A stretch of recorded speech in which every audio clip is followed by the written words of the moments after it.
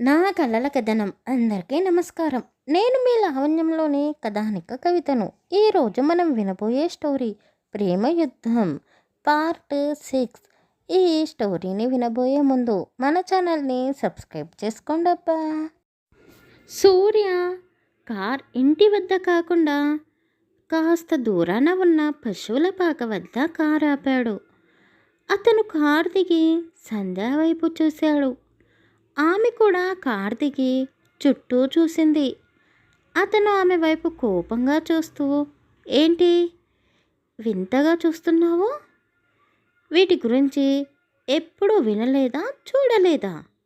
వీటిని పశువులు అంటారు. ఇది పశువుల పాక. ఓహో, ఇక్కడికి ఎందుకు తీసుకువచ్చాను అని ఆలోచిస్తున్నావేమో.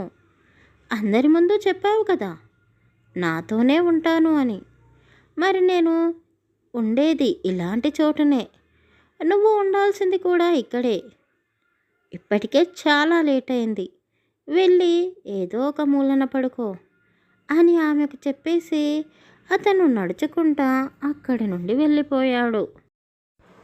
ఇంటికి వెళ్ళగానే దేవ్ అతనికి కనిపించిన వస్తువులన్నీ పగలగొడుతూ అతని కోపాన్ని ఎవరి మీద చూపించాలో తెలియక వస్తువుల మీద చూపిస్తూ ఉన్నాడు. సంధ్య వాళ్ళ అమ్మ రేణుక ఏడుస్తూ గదిలోకి వెళ్ళి లాక్ చేసుకుంది. అదంతా చూస్తూ ఏం చేయాలో తెలియక అక్కడ ఏం జరిగిందో తెలుసుకోవాలన్న ఆశతో మెల్లిగా మెట్లెక్కుతూ వెళ్ళింది పల్లవి. అతను బీభత్సమైన కోపంతో ఊగిపోతూ ఉన్నాడు. ఒరే సూర్య, ఎంత పని చేసావురా? నా చెల్లిని పెళ్లి చేసుకుంటావా? నువ్వు ఇలా చేస్తావని నాకు ముందుగానే తెలిసి ఉంటే నిన్ను ఎప్పుడో చంపేసేవాడిని. అసలు దీనంతటికీ కారణం పల్లవి. ఆ పల్లవిని నేను పెళ్లి చేసుకున్నందుకే కదా నువ్వు నా చెల్లి మెడలో తాళి కట్టావు. పెళ్లి పీటల నుండి అమ్మాయి పారిపోతే నీ పరువు పోతుంది అని ఆలోచించాను.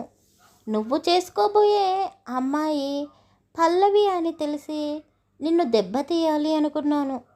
అందుకే నేను ఆ అమ్మాయిని పెళ్లి చేసుకున్నాను. కానీ ఇప్పుడు అదే నాకు పెద్ద శిక్షలా మారింది అని దేవ్ తల పట్టుకొని కూర్చున్నాడు. దేవా, ఏం మాట్లాడుతున్నావు? అంటే నువ్వు నన్ను ప్రేమించి పెళ్లి చేసుకోలేదా? నువ్వు చెప్పిన మాటలన్నీ గాలి మాటలా? దేవా, ఒక్కసారి నా వైపు చూసి చెప్పు అని పల్లవి మూగబోయిన గొంతుతో అతని మాటలు విని ఉండబట్టలేక ధైర్యం తెచ్చుకొని అడిగేసింది. అసలే కోపంతో రగిలిపోతూ ఉన్నాడు. పల్లవిని చూడగానే, ఆమె మాట వినగానే అతనికి సూర్యానే గుర్తుకు వచ్చాడు. ఏయ్, నిన్ను నా ముందుకు రావద్దు అని చెప్పాను కదా, నా గదిలోకి ఎందుకు వచ్చావు? నీ వల్లే ఇదంతా జరిగింది. నువ్వన్నదానివి లేకుండా ఉంటే ఈరోజు నా చెల్లెలు నాతో పాటే ఉండేది. దేవా, నేను అడిగే ప్రశ్నకు సమాధానం ఇది కాదు. నీకు నాకు మధ్యలో మీ చెల్లి ఎలా వచ్చింది? అసలు నువ్వేం చేస్తున్నావు? ఆ సూర్య ఎవరో నాకు తెలీదు. అంటే నీకు ముందుగానే అతని గురించి తెలుసా? అతనితో నా పెళ్ళి జరుగుతుంది అని తెలిసే నన్ను పెళ్లిపీటల నుండి తీసుకొని వచ్చి పెళ్లి చేసుకున్నావా? చూడు, నా సహనాన్ని పరీక్షించకు. నాకు వస్తున్న కోపానికి నిన్ను ఏం చేస్తానో నాకే తెలీదు. నా కళ్ళ ముందు నుండి వెళ్ళిపో. ఎక్కడికి వెళ్ళాలి దేవా? మా అమ్మా నాన్నలని, నా చెల్లిని, నా చిన్ని ప్రపంచాన్ని వదిలేసి నువ్వే నా జీవితం అనుకుని నీతో వచ్చాను. వచ్చిన క్షణం నుండి ఇక్కడ ఏం జరుగుతుందో తెలియక నాకు పిచ్చి పట్టేలా ఉంది. నన్ను ప్రేమించాను అన్నావు. నాతో ఉంటే నీకు ఎంతో హాయిగా ఉంటుంది అన్నావు. అవన్నీ అబద్ధాలేనా? హా, అవును. నేను ఆ సూర్యగాడిని దెబ్బతీయడానికే నిన్ను పెళ్లి చేసుకున్నాను. చాలా ఇంకా ఏమైనా వినాలనుకుంటున్నావా? ఇప్పుడు నిజం తెలిసిందిగా, ఇక నన్ను ఈ ఇంటిని వదిలి వెళ్ళిపో. దేవ్ ఆమె కళ్ళల్లోకే చూసి ఆమె అడిగే ప్రశ్నలకు సమాధానం చెప్పలేక అక్కడి నుండి బయటికి వెళ్ళిపోయాడు. అలాగే నేలపై కూర్చొని ఏడుస్తూ దేవ్ వెళ్ళిన వైపే చూస్తూ, దేవా, నీ కళ్ళలో నేను ప్రేమను చూశాను. నేను నీ ప్రేమను నమ్ముతున్నాను. నువ్వు నన్ను నిజంగానే ప్రేమించావు. నన్ను పెళ్లి చేసుకున్నాకే సూర్య గురించి నీకు తెలిసింది అన్న నిజం కూడా నాకు తెలుసు. మన ప్రేమను చంపేసి ఆ సూర్యతో శత్రుత్వాన్ని పెంచుకోవాలని చూస్తున్నావు. అతని గురించి నేను ఎంతో గొప్పగా విన్నాను. మీ ఇద్దరి మధ్య ఏం జరిగిందో నాకు తెలియదు, కానీ నేను ప్రేమించిన దేవాన్ని కోల్పోలేను. ఏం జరిగిందో తెలుసుకొని నిన్ను నేను మార్చుకుంటాను. ఉదయం సూర్యుడు ఎంతో కాంతివంతంగా ఉదయించాడు, కానీ ఎవరి ముఖాల్లో తేజస్సు లేదు. దేవ్ వాళ్ళ అమ్మ రేణుక డోర్ తెరుచుకొని బయటికి వచ్చింది. పని వాళ్ళు ఒకరు కాఫీ తెచ్చారు, మరొకరు న్యూస్ పేపర్ టేబుల్ పైన పెట్టారు. రేణుక కాఫీ తాగకుండా పేపర్లో ఉన్న న్యూస్ని చూసి ముక్కలు ముక్కలుగా చించి పడేసింది. ఆ పేపర్ ముక్కలపై నడుచుకుంటూ దేవ్ తల్లి దగ్గరికి వచ్చాడు. అమ్మా, బాధపడకు. నువ్వు ఇలా ఉంటే నేను చూడలేను. ఆమె మౌనంగా ఉండి నేలపై పడి ఉన్న పేపర్ ముక్కల వైపు చూస్తూ ఉంది. అమ్మా, ఈ న్యూస్ గురించి నువ్వు పట్టించుకోకు. వాళ్లకు టీఆర్పీ రావాలని ఏదేదో రాస్తూ ఉంటారు. నేను ఎలాగైనా సరే సంధ్యను తీసుకొని వస్తాను. ఇలాంటి పిచ్చి పిచ్చి రాతలు రాసే వల్ల నోరు మోపిస్తాను. నువ్వు నిన్నటి నుండి బాధపడుతూనే ఉన్నావు. ఏమీ తినలేదు. కాస్త కాఫీ అయినా తాగు. మైండ్ ఫ్రెష్ అవుతుందమ్మా. నన్ను నమ్ము అంటూ దేవ్ కళ్ళనీళ్ళు పెట్టుకొని తల్లిని ఓదార్చలేక అక్కడి నుండి వెళ్ళిపోబోయాడు. రేణుక వెళుతున్న దేవ్ చేయిని పట్టుకొని, దేవ్, నువ్వు ఏం చేస్తావో నాకు తెలియదు, కానీ నా కూతురు వాడితో ఉండకూడదు. అది ఇంకెవరినైనా ప్రేమించి ఉంటే నేను సంతోషంగా పెళ్లి జరిపించేదాన్ని. అసలు అది ఎలా సూర్యని కలిసింది? ఒక్కసారి చూడగానే ఎవరైనా పెళ్లి చేసుకుంటారా? ఇదంతా కావాలనే చేసినట్టున్నారు. కానీ సంధ్య మన మాట వినే పరిస్థితిలో లేదు. సమయం చూసుకొని నువ్వు సంధ్యకి అర్థమయ్యేలా చెప్పు వాడి గురించి. అమ్మా, నేను చూసుకుంటాను, మీరు బాధపడకండి అని దేవ్ తల్లిని ఓదారుస్తూ ఉన్నాడు. ఆమె కొద్దిసేపు అతనితో మనసు విప్పి మాట్లాడి పల్లవి గురించి అడిగింది. ఇంతకు తను ఎక్కడరా? నేను కోపంలో ఉన్నాను. నా అన్న కూతురిని నువ్వు పెళ్లి చేసుకోలేదు అని. నువ్వు తనని ఇష్టపడ్డావు అన్న ఒక్క మాట చెప్పి ఉంటే నేను నీ పెళ్ళినైనా ఘనంగా చేసి ఉండేదాన్ని కదా. మీ ఇద్దరు పెళ్ళిళ్ళను నా చేతుల మీద జరిపించేలా చేయలేదు. ఇద్దరు అన్నా చెల్లెళ్ళు ఒకేలా నన్ను శిక్షించారు. అమ్మా, అది అసలు పల్లవి ఎవరంటే? వద్దు, తన గురించే నాకేమీ చెప్పొద్దు. నేను ఎప్పుడూ నీ సంతోషాన్నే కోరుకుంటాను. నాతో చెప్పి ఉంటే నేను అడ్డుపడతాను అని భయపడ్డావా? నేను అలా ఎందుకు చేస్తాను నాన్న? నీకు కావాల్సింది ఏదైనా సరే చిన్నప్పటి నుండి కాదు అనకుండా ఇచ్చాను. మరి ఇప్పుడు నీ జీవితాన్ని నేనెలా సాగిస్తాను? తల్లి అలా అనగానే దేవ్కి చాలా సంతోషంగా అనిపించింది. ఆమెను హత్తుకుంటూ, అమ్మా, అంటే మీరు పల్లవిని కోడలిగా అంగీకరించినట్టేనా అని అడుగుతూనే మౌనంగా ఉండిపోయాడు.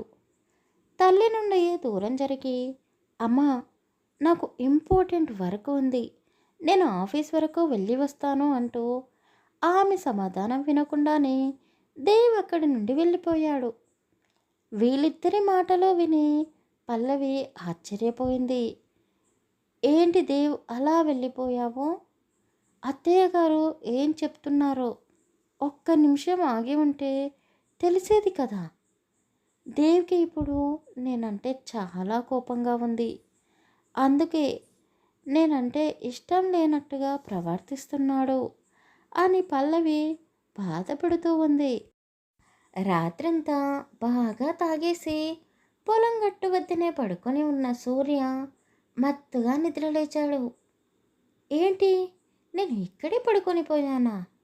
రాత్రి బాగా ఎక్కువ తాగినట్టున్నాను. ఇంటికి వెళ్ళడమే మర్చిపోయాను. అయినా నాకు ఇల్లు అంటూ ఒకటి ఉందా? నిన్న జరిగింది తలుచుకుంటే నా మీద నాకే జాలి కలుగుతుంది. ఇక చూసేవాళ్ళు నా గురించి ఏమనుకుంటారో ఏమో. హ, ఇవన్నీ ఆలోచించే టైం లేదు. ఇప్పటికే చాలా పొద్దుపోయింది అని అనుకుంటూనే అతను సంధ్యాను వదిలిపెట్టిన పశువుల పాక వద్దకు వెళ్ళాడు. అతను వెళ్ళేసరికే పశువుల పాక మొత్తం శుభ్రం చేసి ఉంది. పశువుల వద్ద పాలు కూడా పితికేసి వాటిని సరఫరాకు కూడా పంపించేశారు. పశువులు హాయిగా దానమేస్తూ ఉన్నాయి. పెంచుకుంటున్న కోళ్ళకు గుడ్లు కూడా పెట్టేశాయి. మేక పిల్లలైతే చెంగు చెంగుమంటూ గజ్జల శబ్దం చేస్తూ పొలమంతా తిరుగుతూ ఉన్నాయి. కుందేలు పిల్లలు పొదల్లో నుండి తొంగి తొంగి చూస్తూ ఉన్నాయి. సూర్యకి అదంతా చూస్తుంటే ఏమీ అర్థం కావడం లేదు. సూర్యబాబు, సూర్యబాబు, మీరు ఇక్కడున్నారా? మీకోసం పొద్దున్నుండి చూస్తున్నామును. అయినా మాకంటే ముందుగానే నిద్ర లేచే మీరు ఈరోజు పొద్దుపోయేదాకా పడుకున్నారు ఎందుకు? రాత్రి బాగా లేట్ అయిందా అని ఒకతను చిలిపిగా అడిగాడు. నువ్వు అనుకున్నట్టుది ఏమీ కాదు, కానీ నిజంగానే రాత్రి నాకు నిద్ర పట్టక చాలాసేపు మేల్కొన్నాను. నా సంగతి వదిలేయి, కానీ ఇదంతా ఎవరు చేశారు? నేను ఎంత అరిచి గోల చేసినా నువ్వు పని మాత్రం చేయకపోయేవాడివి. ఈరోజేంది కొత్తగా నేను చెప్పకముందే అన్ని పనులు చేసావు?